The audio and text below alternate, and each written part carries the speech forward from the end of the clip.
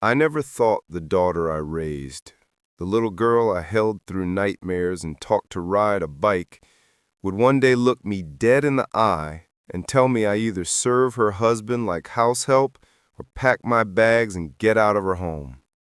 But there I was, standing in her pristine living room, with my heart shattering into a million pieces, while she crossed her arms and waited for my answer like I was some kind of burden she'd been dying to shake off. The thing is, I didn't cry. I didn't beg. I didn't fall apart the way she probably expected me to. No, I just smiled. This calm little smile that came from somewhere deep inside me, somewhere I didn't even know existed. And I said, "Okay, sweetie." And then I turned around, walked up those carpeted stairs to the guest room they'd stuck me in 6 months ago, grabbed my suitcase from the closet, and started folding my clothes with hands that were steadier than they'd been in years. You want to know what happened next? How a mother walks away from her only child? How I rebuilt my life from absolute zero at 62 years old? Well, before I get into all of that, make sure to hit that subscribe button for more real stories like this, because what I'm about to tell you is going to blow your mind. So let me back up and give you the whole picture, because this didn't just happen out of nowhere. This was years in the making, a slow burn that I was too blind to see until it was too late. My daughter, Sarah, my whole world, my reason for breathing, she married this guy named Derek about 4 years ago. And from the jump, from the very first time I met him at that overpriced brunch spot in downtown Chicago, something felt off. You know, that gut feeling you get when someone's smile doesn't quite reach their eyes, when the compliments sound rehearsed, when you can just sense that underneath all that charm is something cold and calculating? That was Derek. But Sarah was head over heels, absolutely smitten, talking about how successful he was, how he owned his own consulting firm, how he treated her like a queen. And who was I to rain on her parade, right? I'd raised her by myself after her father walked out when she was 3, worked 2 jobs to put her through college, sacrificed everything so she could have opportunities I never had. And all I wanted was to see her happy. So I bit my tongue. I smiled at the wedding. I welcomed Derek into our family with open arms, even though every instinct in my body was screaming that this man was trouble. The first year of their marriage seemed fine on the surface. They bought this gorgeous house in the suburbs, one of those modern farmhouse deals with the white brick and black shutters that you see all over Instagram. And Sarah quit her teaching job because Derek insisted she didn't need to work, that his income was more than enough, that she should focus on making their house a home and getting ready to start a family. I thought it was sweet at first. Old-fashioned maybe, but sweet. Except then I started noticing little things during my visits. The way Derek would interrupt Sarah when she was talking, how he'd make these subtle digs about her cooking or her outfit choices disguised as jokes, how Sarah started second-guessing everything she said and looking to him for approval before stating an opinion. It was like watching my confident, vibrant daughter slowly dim her own light, and it killed me. But every time I tried to bring it up gently, just expressing concern as a mother does, Sarah would get defensive and tell me I was being overprotective, that Derek was just particular about things because he was successful and used to having high standards, that I didn't understand their dynamic. Then, about 1.5 years ago, I lost my apartment.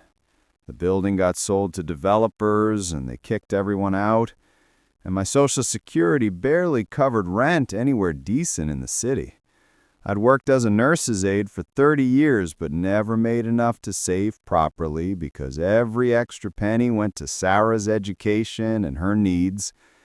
I was in a real bind, looking at moving into some sketchy efficiency in a bad neighborhood or maybe finding a roommate situation. And when Sarah found out, she insisted I come live with them. Said they had plenty of space, that it would be temporary until I got on my feet, that she wanted me there because she missed me. Derek agreed, all smiles and reassurance, saying it was the least they could do after everything I'd done for Sarah. And I was so relieved, so grateful. I actually cried when they helped me move my stuff into their guest room. For the first month, it was actually nice. Sarah and I would have coffee together in the mornings, watch our shows at night, cook dinner together while catching up on everything. And Derek was pleasant enough, polite, accommodating, acting like the perfect son-in-law. But then, things started shifting.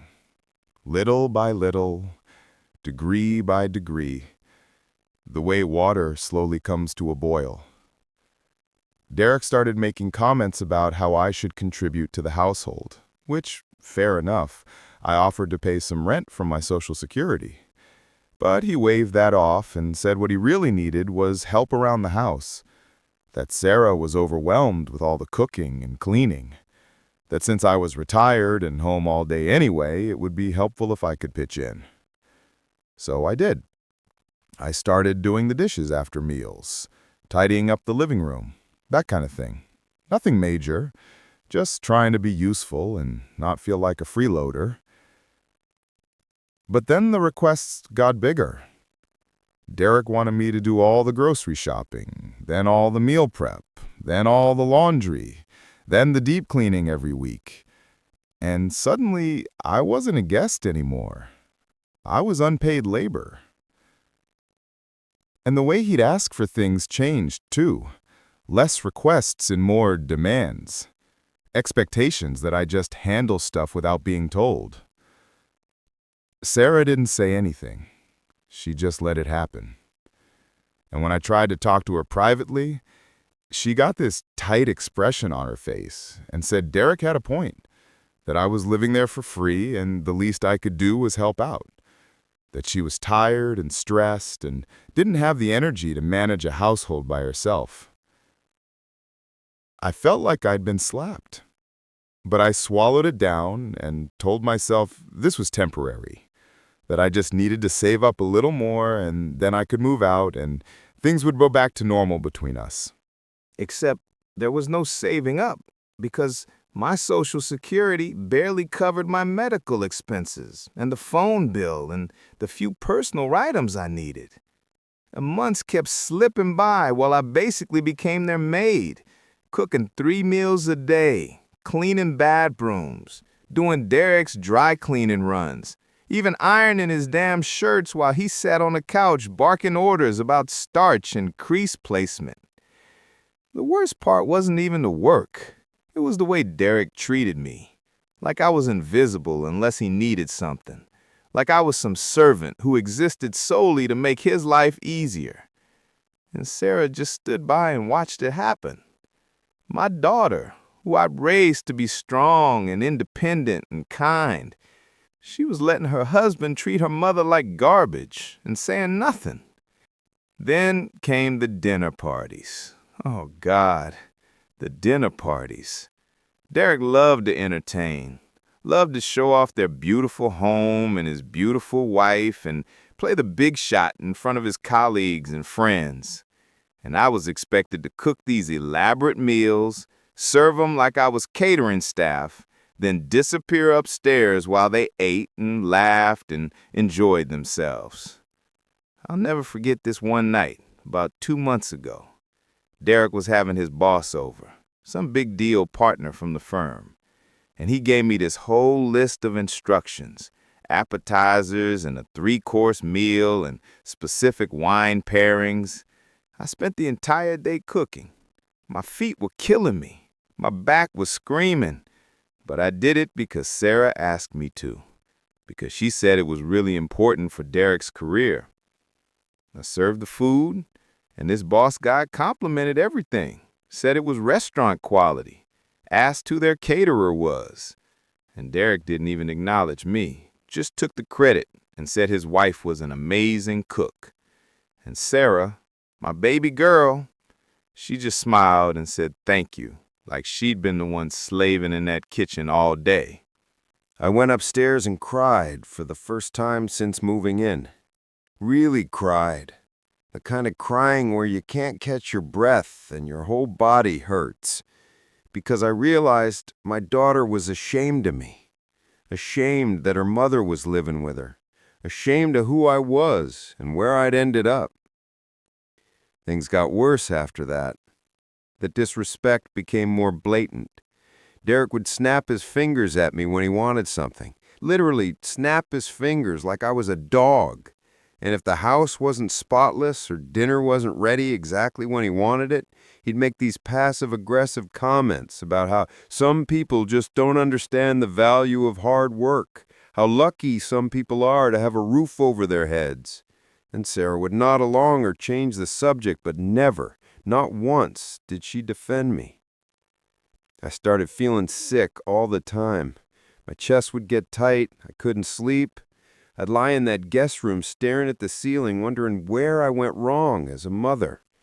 Wondering how the little girl who used to make me Mother's Day cards and tell me I was her hero could stand by and let someone treat me like this. I started looking for a way out. Any way out. Applied to some senior living places, but the waiting lists were years long. Looked into roommate situations, but at my age, with my limited income, nobody wanted me. I was trapped, and I knew it. And I think Derek knew it too, which is why he kept pushing, kept testing how far he could go. Last week, I overheard them arguing in their bedroom. I wasn't trying to eavesdrop. I was just walking past to use the bathroom. But I heard my name, and I froze.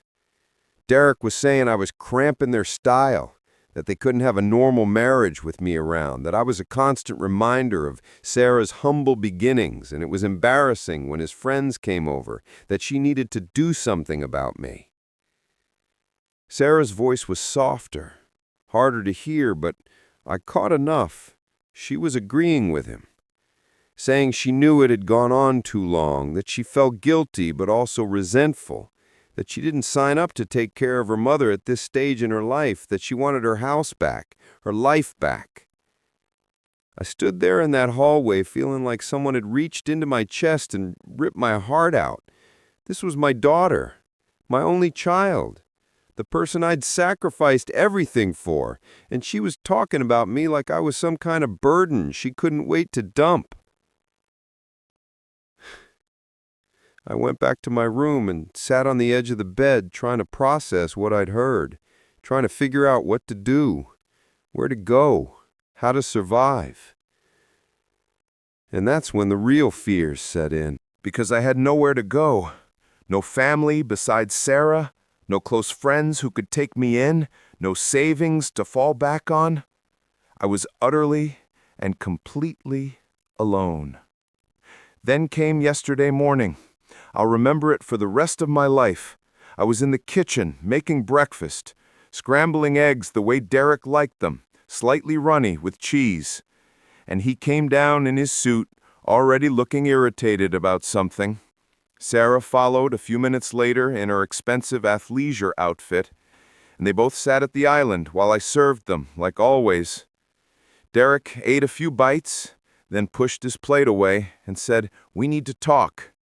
And my stomach dropped because I just knew this was it, the conversation I'd been dreading.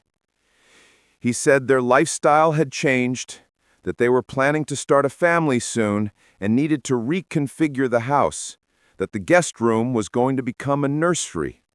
And then he looked at me with these cold eyes and said they'd been more than generous letting me stay there as long as they had, but it was time for me to start contributing financially or find other arrangements.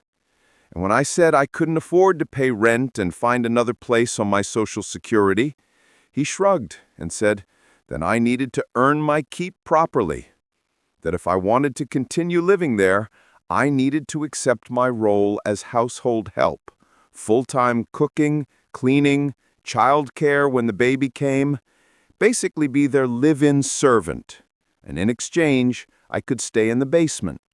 They were going to convert it into a small apartment, nothing fancy, but functional. I looked at Sarah, waiting for her to say something, anything, to tell her husband he was being ridiculous. But she just sat there, staring at her coffee mug. And when she finally looked up at me, her eyes were hard. Apologetic maybe, but hard. And she said, "Mom, Derek's right. This isn't working anymore. We need our space. We need to start our family without complications. And if you want to stay, you need to accept that things have to change. You need to understand your place here." Your place here? Those 3 words hit me like a physical blow. My own daughter telling me I needed to know my place? And something inside me just snapped, not in an angry way, but in a crystal clear, absolutely certain way. I was done. Done begging, done accepting scraps, done letting these people make me feel worthless. So that's when I smiled, that calm little smile, and I saw confusion flash across both their faces, because they expected tears, expected begging, expected me to fold like I'd been folding for months, but instead I just said, "Okay, sweetie," and stood up and walked away. And I could hear Derek behind me saying, "Wait, we need to discuss the details," but I kept walking, up those stairs, into that guest room, and I started packing. My hands weren't shaking, my mind wasn't racing. I felt this bizarre sense of peace wash over me, like I was finally taking control of something after months of being controlled. I heard Sarah's footsteps on the stairs, heard her stop outside my door, heard her say, "Mom, wait, we need to talk about this properly." But I just kept folding my clothes, my old nursing scrubs, my threadbare sweaters, my worn-out jeans, everything I owned fitting into one medium-sized suitcase and 2 shopping bags. She came into the room. I could feel her standing behind me, could hear the panic creeping into her voice as she said, "Mom, don't be dramatic. We're trying to find a solution here. Where are you even going to go?" And I turned around and looked at my daughter, really looked at her, at this stranger wearing my baby girl's face. And I said, "I don't know, honey, but anywhere is better than stand somewhere I'm not wanted. Somewhere I'm treated like help. Somewhere my own child has forgotten who I am and what I did to get her here." And her face crumpled. Tears started streaming down her cheeks, and she said, "That's not fair. I've given you a place to live. I've fed you. I've taken care of you." And I laughed, actually laughed, because the audacity of that statement was almost impressive. And I said, "No, sweetheart, I've taken care of you. Your whole life I took care of you. And the one time I needed you, really needed you, you chose a man who treats people like disposable objects over your own mother. You stood by and watched him humiliate me day after day. You let him erase me. And that's something you're going to have to live with." She was full-on sobbing now, reaching for me, saying we could work it out, saying she didn't mean it the way it sounded. But Derek appeared in the doorway with his arms crossed and that cold expression on his face, and he said, "If you're leaving, then leave. Stop with the drama." And that's when Sarah's tears stopped, just like that. She wiped her face and stepped back, and I saw her choice written all over her. She was choosing him. She would always choose him, and I needed to accept that. So I zipped up my suitcase, picked up my bags, and walked past both of them, down the stairs, through that pristine living room with its expensive furniture and carefully curated decor, through the front door into the bright morning sunlight, and I stood on their perfect suburban sidewalk with everything I owned in the world. 62 years old, virtually homeless, completely alone, and I felt free for the first time in months, terrified, but free. because anything was better than staying in that house for one more second, better than watching my daughter become someone I didn't recognize, better than sacrificing what was left of my dignity for a roof over my head. I started walking toward the bus stop. No plan, no destination, just walking. And behind me I heard their front door close with a soft click that sounded like the end of everything I thought my life was supposed to be. And that's when my phone started ringing in my pocket with a number I didn't recognize. And when I answered it, the voice on the other end said something that would change absolutely everything. But that story, what happened next and how I went from homeless and heartbroken to where I am now?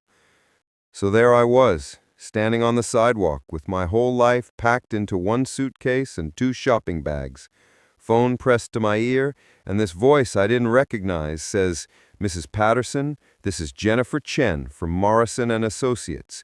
We've been trying to reach you for 3 weeks regarding your late Aunt Dorothy's estate." And I literally froze, because I didn't even know I had an Aunt Dorothy. My mom never talked about her family much before she passed.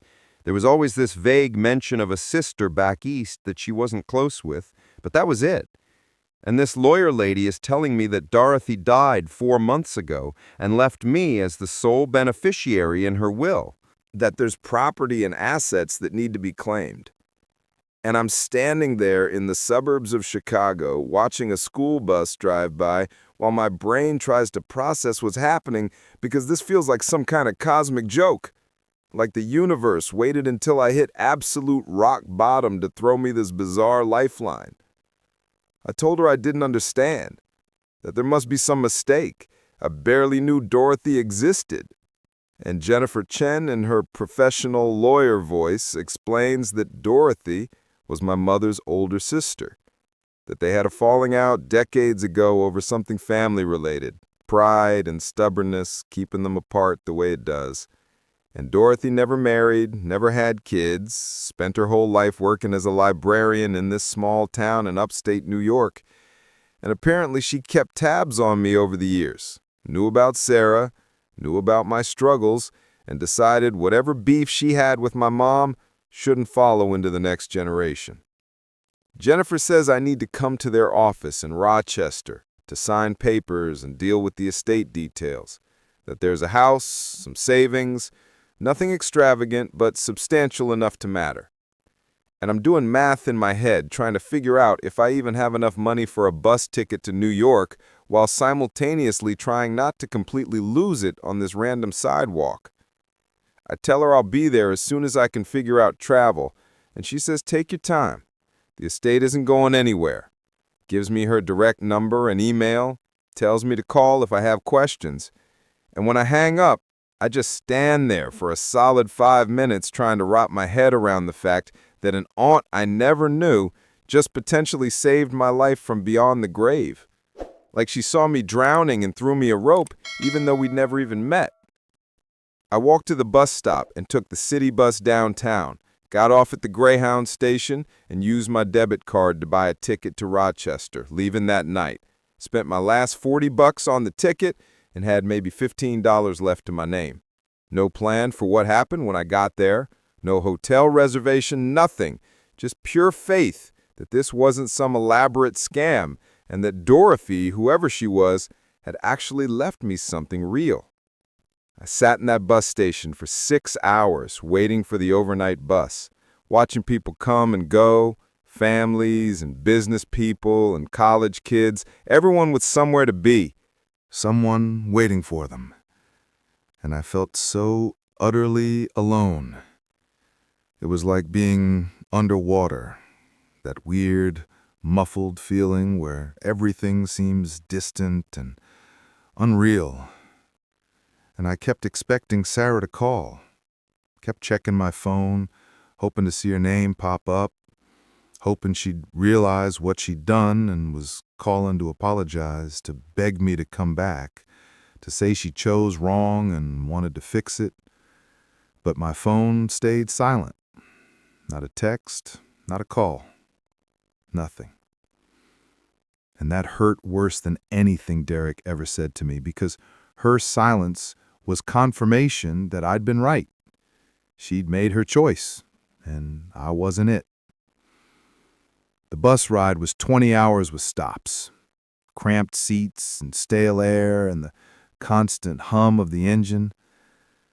I couldn't sleep even though I was exhausted, just stared out the window, watching America roll by in the darkness, farmland and small towns and highway rest stops, thinking about my life and how the hell I ended up here, 62 years old, running away from my only child, with nowhere to go but toward the ghost of an aunt I never met. And it felt surreal, like I was living someone else's story, like this couldn't actually be my life. We pulled into Rochester around 7 in the evening the next day.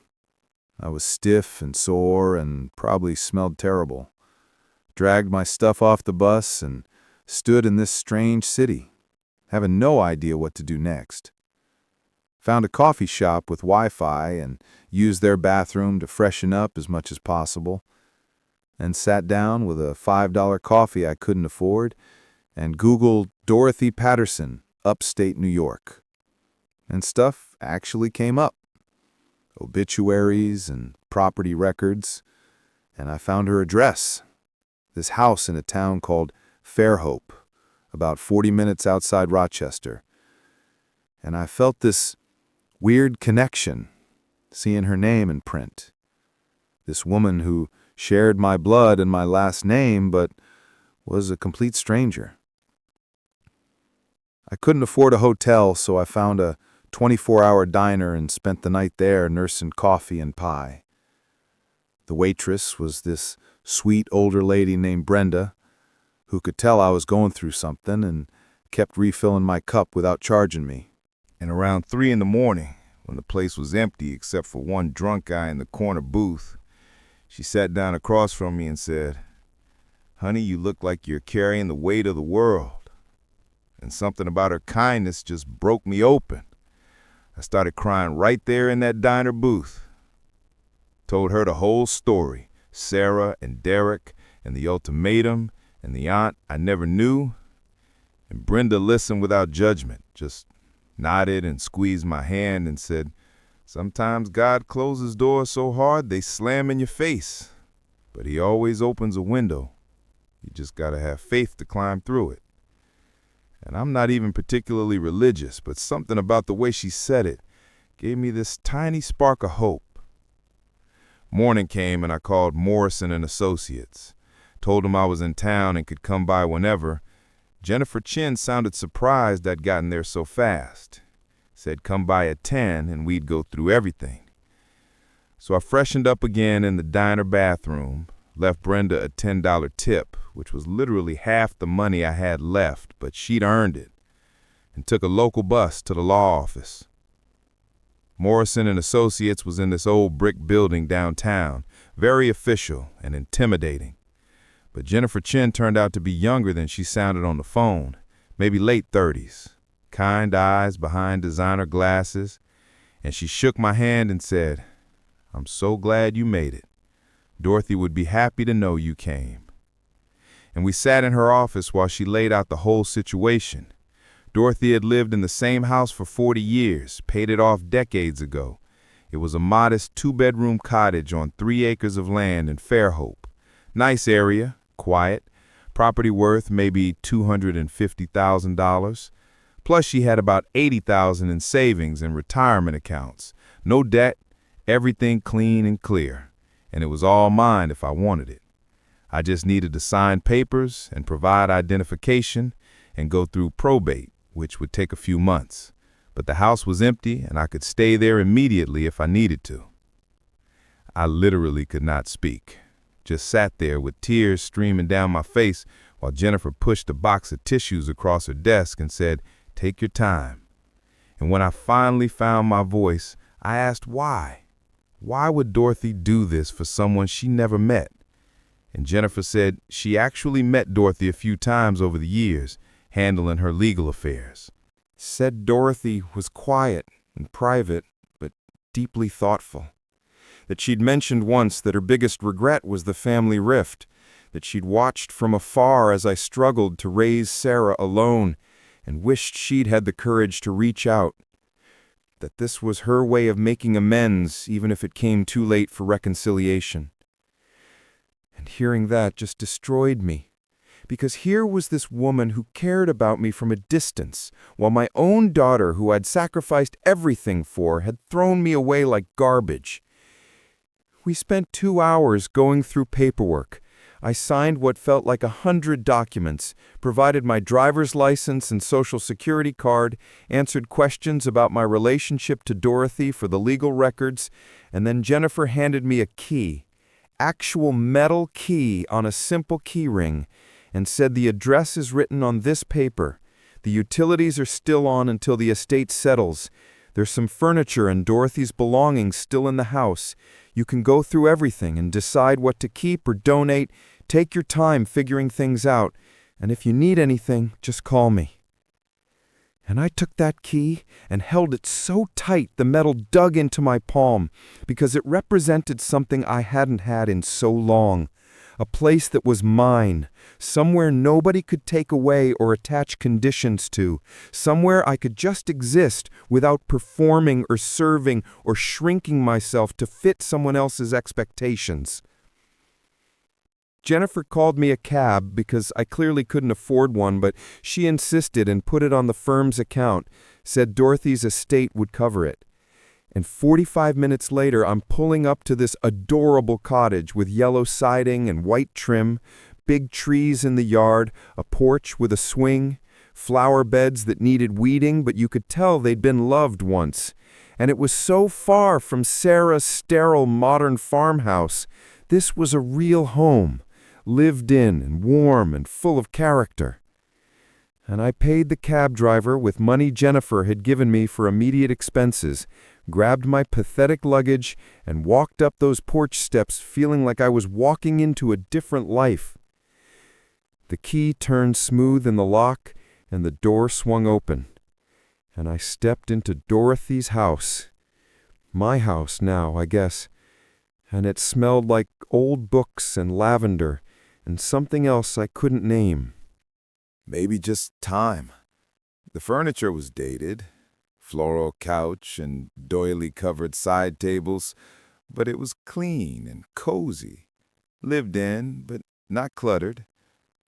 And I walked through each room slowly. The living room with built-in bookshelves packed with novels and reference books. The kitchen with its yellow countertops and old appliances that probably still worked fine. 2 bedrooms, one clearly Dorothy's, with a handmade quilt on the bed and framed photos on the dresser. The other set up as a reading room, with a chair and lamp and more bookshelves. Bathroom with pedestal sink and clawfoot tub, everything frozen in time, like Dorothy had just stepped out and would be back any minute. I found myself in Dorothy's bedroom, staring at the photos. There was one of 2 little girls in old-fashioned dresses. Had to be Dorothy and my mom, maybe 6 and 4 years old. Arms around each other, big smiles, back before whatever happened to tear them apart.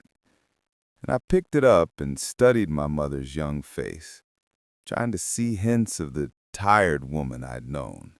The single mom who'd worked herself to exhaustion and died too young from a heart attack at 60, never knowing her sister still thought about her, still loved her in whatever complicated way families love each other.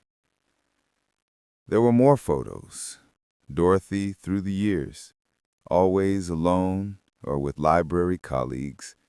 No family, no husband, no kids. Just a quiet life lived in books and solitude. And I felt this profound sadness for her. For the years she and my mom wasted being stubborn and proud, for the relationship they could have had, for the support they could have given each other.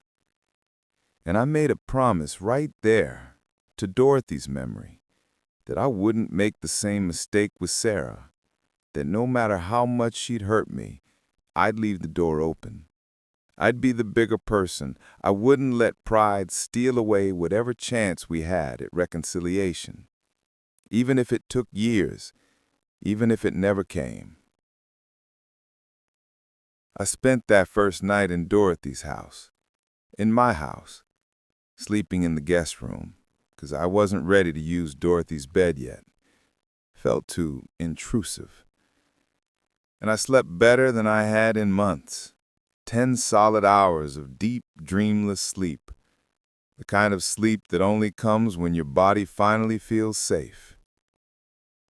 And I woke up to sunlight streaming through lace curtains and birds singing outside. And for a moment, I forgot where I was. Forgot everything that had happened. Just felt peaceful and warm and rested. And then it all came rushing back. But somehow it didn't crush me the way it had before. I was still sad, still heartbroken, but I wasn't hopeless anymore. I had a foundation, a place to rebuild from. The next few weeks were weird. I went through Dorothy's things slowly, reading her journals, which she'd left on purpose, I think, for me to find. Entries about her life and regrets and hopes, about watching me from afar and being proud of how I'd raised Sarah, about wishing she'd been braver. And I cried reading them, mourned the relationship we never got to have, but also felt connected to her in this strange way, like she was there, in the house with me, guiding me, telling me I was going to be okay. I started fixing up the place. Nothing major, just cleaning and organizing, weeding the flower beds, painting the porch. Small projects that gave me purpose and made the house feel more like mine. And neighbors started stopping by, introducing themselves, bringing casseroles and cookies. Small-town hospitality that felt alien after years in the city, but also incredibly warm. And I met this woman named Carol who lived 2 houses down, retired teacher, widow, about my age, and we just clicked. Started having coffee together, and she became my first real friend in decades. Someone I could talk to honestly, without judgment. I didn't tell Sarah where I was, didn't call or text, just disappeared. And my phone stayed silent from her end too for almost 3 weeks, and I started to accept that maybe this was it. Maybe we were done. Maybe some relationships can't survive certain betrayals, and I was trying to make peace with that. Trying to focus on building this new life in Fairhope, getting to know the town, thinking about maybe volunteering at the library as a way to honor Dorothy. Just taking it day by day. And then one night my phone rang, and it was Sarah, and my heart literally stopped. I stared at her name on the screen for 4 rings before I answered. And when I said hello, her voice came through small and broken. "Mom, where are you? I've been so worried. You just disappeared. I filed a missing persons report. I've been calling hospitals. I thought something terrible happened to you." And I could hear real fear in her voice, but also anger underneath. And I said, "I'm fine, Sarah. I'm safe.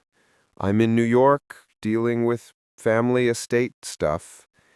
And there was this long silence before she said, "What family? What are you talking about?" And I told her about Dorothy, about the house, about everything. And she went quiet again before saying, "Why didn't you tell me? Why didn't you let me know you were okay?"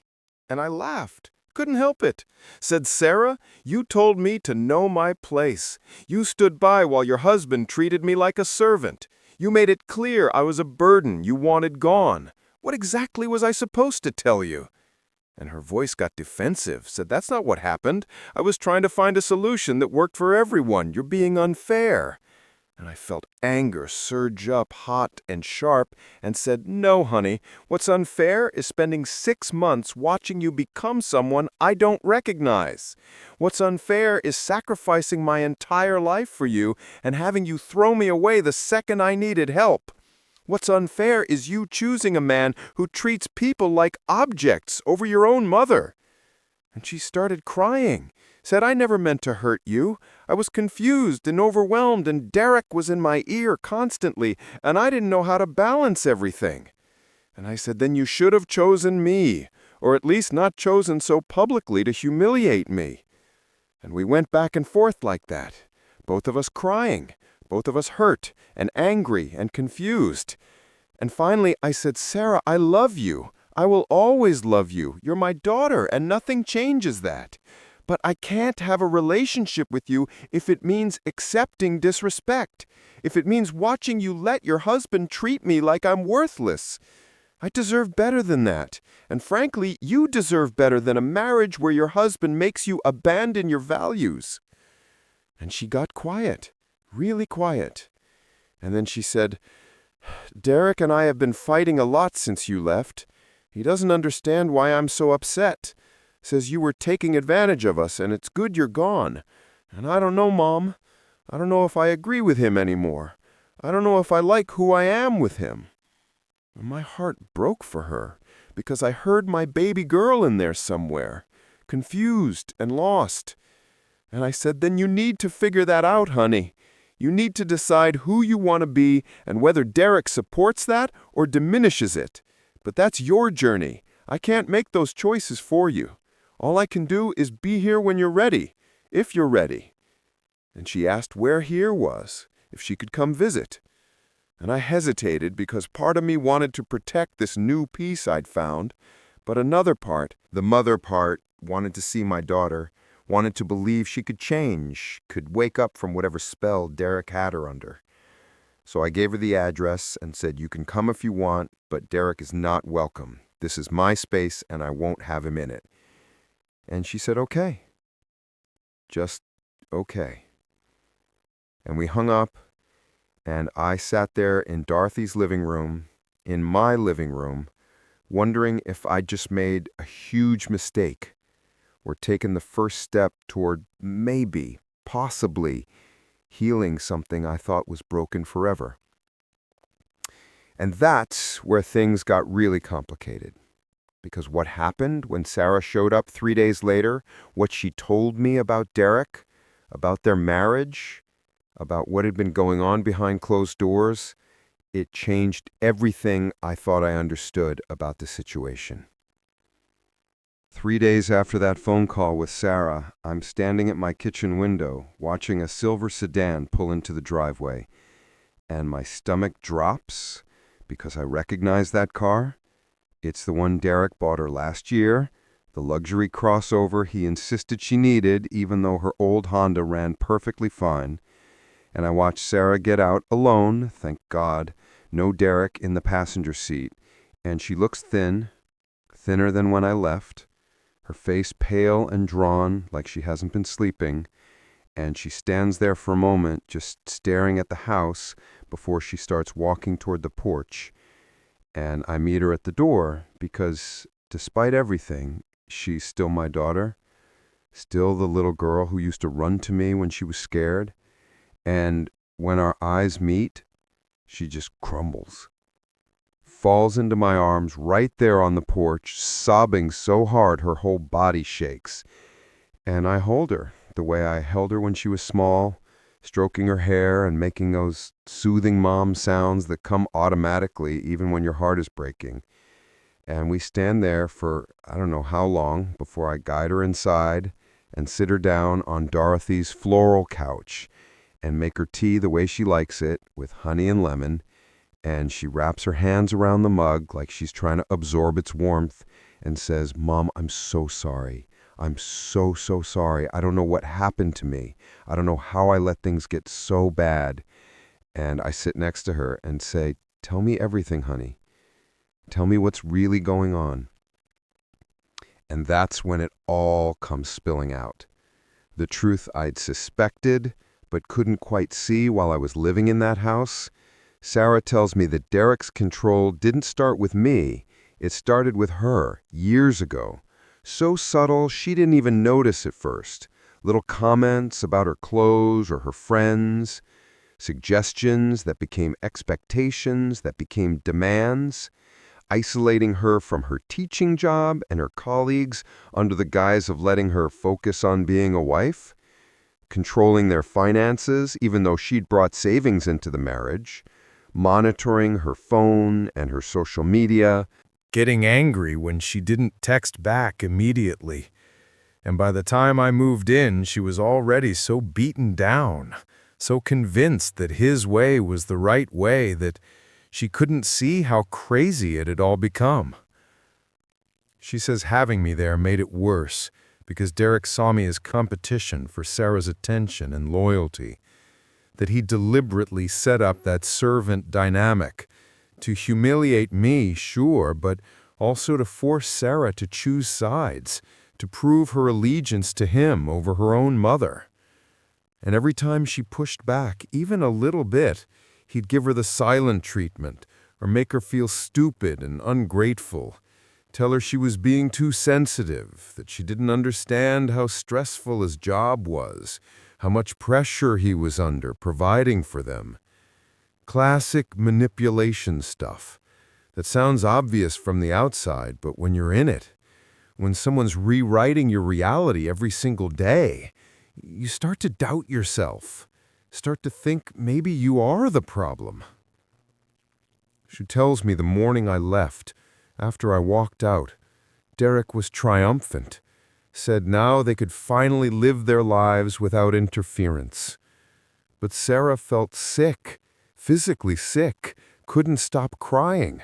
And when she tried to talk to him about it, he got angry, said she needed to get over it, that I was toxic and manipulative, and she should be grateful I was gone.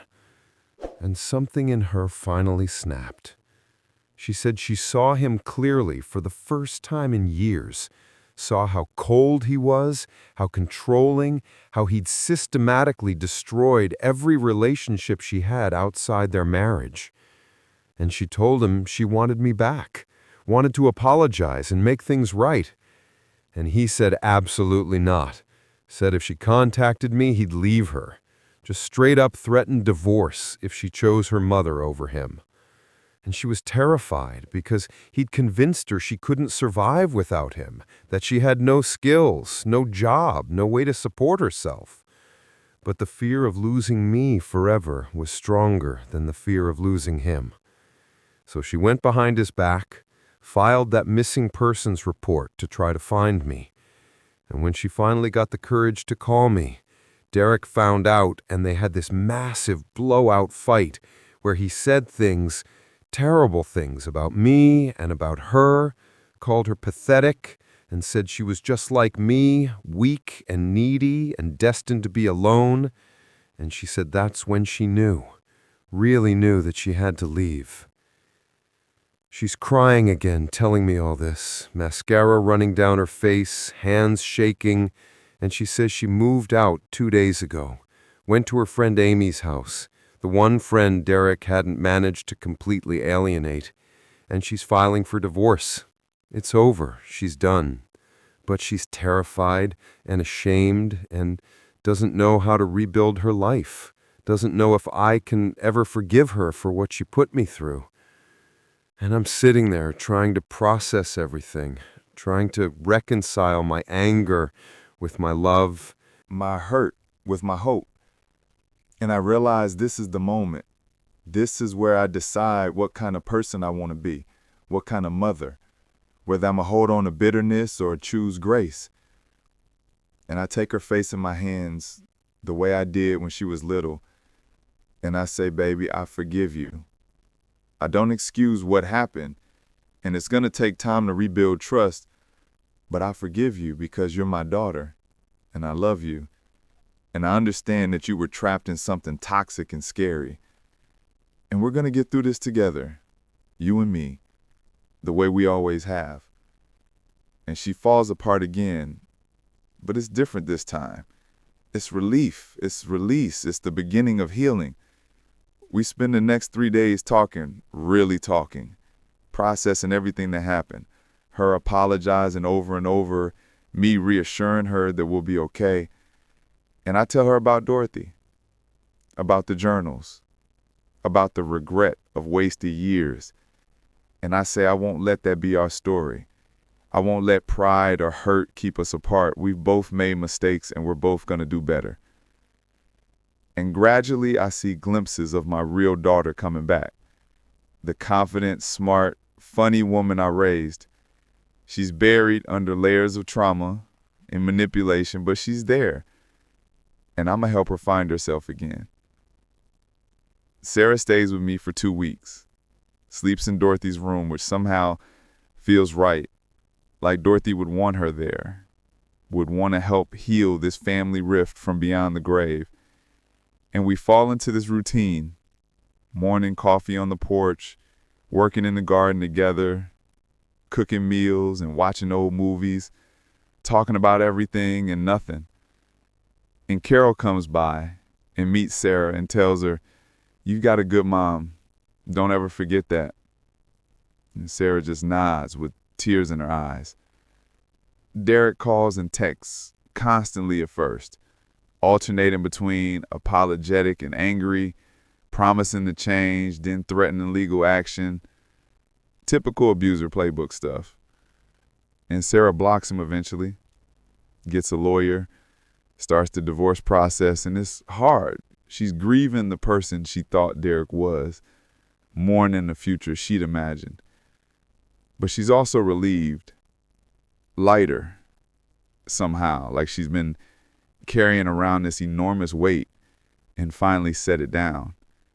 We talk about the future, what she wants to do, where she wants to live, and she asks if maybe she could stay here for a while, just until she gets on her feet, finds a job, figures out her next chapter. And I say, of course, honey, this house is big enough for both of us. We can heal together. And it feels full circle somehow. Me taking care of her when she was a baby, her trying to take care of me in that twisted situation with Derek, and now us taking care of each other as adults. Equals. Partners. And rebuilding our lives. Months pass, and we settle into our new normal. Sarah gets a job teaching at the local elementary school, starts therapy to process the domestic abuse. Because that's what it was, even though Derek never hit her, emotional and psychological abuse is still abuse. And she does the hard work of understanding how she got there, what red flags she missed, how to protect herself in the future. And I'm so proud of her, so incredibly proud of the strength it takes to admit you were wrong. To leave a toxic situation, to choose yourself. The divorce finalizes after 8 months. Sarah doesn't ask for much, just wants out, wants to be free. And Derek fights it at first, but eventually realizes she's serious and gives up. And the day the papers are signed, we go out to dinner to celebrate. Just the two of us and Carol, who's become like family. And we toast to new beginnings, to second chances, to the courage it takes to start over. And I look at my daughter, really look at her, and I see happiness in her eyes for the first time in years. Real, genuine happiness. And I think about how close we came to losing each other forever. How one ultimatum almost destroyed everything. But instead, it saved us both, forced us out of a toxic situation and into something healthier, truer, more authentic. I think about Dorothy a lot, this aunt I never met, who gave me the gift of stability when I needed it most, who understood from her own life of regrets that family is worth fighting for, worth preserving, worth choosing, even when it's hard. And I tend her garden and read her books and feel connected to her in ways I never expected, like she's watching over us, glad that her house is full of life and love and healing, that the Patterson women are finally getting it right. Sarah and I have hard conversations sometimes. She'll apologize again for how she treated me, and I have to remind her we've moved past that. We're building something new. But I also don't pretend it didn't hurt, don't minimize the pain of that ultimatum, of watching my daughter choose her husband over me, of feeling worthless and disposable. Because acknowledging the hurt is part of healing. You can't just skip over the hard parts. You have to walk through them together. And we do. We walk through it all. The resentment and the forgiveness and the rebuilding of trust. And it's messy and imperfect, but it's real. It's honest. And that's what matters. 1 year after I left Sarah's house with that suitcase and my dignity, we're having breakfast on the porch. Fall morning with leaves turning orange and red. And Sarah says, "Mom, thank you for not giving up on me. Thank you for leaving that day, because I don't think I would have woken up if you'd stayed. I think I would have kept shrinking myself to fit Derek's expectations until there was nothing left of me. And your leaving, your refusal to accept that treatment, it showed me what self-respect looks like. It gave me permission to choose myself too." And I tell her, that's the thing about rock bottom, honey. Sometimes you have to hit it before you can start climbing back up. Sometimes the worst thing that happens to you becomes the catalyst for the best thing. And I'm not grateful for the pain. I wouldn't wish that experience on anyone, but I'm grateful for where it led us. For this little yellow house and this small town and this second chance at mother-daughter relationship built on mutual respect and honesty instead of obligation and guilt. Sarah asks me sometimes if I ever hear from Derek, and I tell her no. He's moved on, apparently. Dating someone new, probably putting her through the same cycle. And I see the flash of concern in Sarah's eyes, the knowledge that someone else might be experiencing what she experienced, but also the understanding that she can't save everyone. She can only save herself, can only share her story and hope it helps someone else recognize the signs earlier than she did. We talk about the future, about Sarah maybe dating again someday when she's ready, about me maybe doing the same, because Carol keeps trying to set me up with her brother-in-law, who's a retired electrician and apparently very nice. And we laugh about it, about the possibility of new love at our ages, about starting over being both terrifying and exciting. And I realize I'm happy, genuinely happy. Not that superficial, everything's fine happiness that masks pain, but deep contentment with who I am and where I am and what I've survived. I think about that moment in Sarah's living room when she gave me the ultimatum, serve her husband or leave, and how I smiled and grabbed my suitcase. And at the time, it felt like I was walking toward nothing, toward homelessness and despair and the end of everything that mattered. But really, I was walking toward myself, toward the life I was meant to have, toward dignity and peace, and a relationship with my daughter built on something real instead of something broken. The thing nobody tells you about hitting rock bottom is that there's nowhere to go but up. That when you lose everything you thought defined you, your home, your role, your sense of purpose, you get the chance to rebuild from scratch, to decide who you actually want to be instead of who you think you should be. And I didn't know that standing on that suburban sidewalk with my phone ringing. Didn't know that Dorothy's unexpected gift would be more than just a house. It would be a foundation for an entirely new life. A second act I never saw coming, but desperately needed. Sarah thrives in her teaching job, comes home with stories about her students, plans lessons at the kitchen table, finds joy in work the way she never did being Derek's perfect wife. And I volunteer at the library 3 days a week, organizing books and helping with the children's reading program. And Dorothy's former colleagues tell me stories about her, how kind she was, how smart, how she had this quiet way of making everyone feel welcome.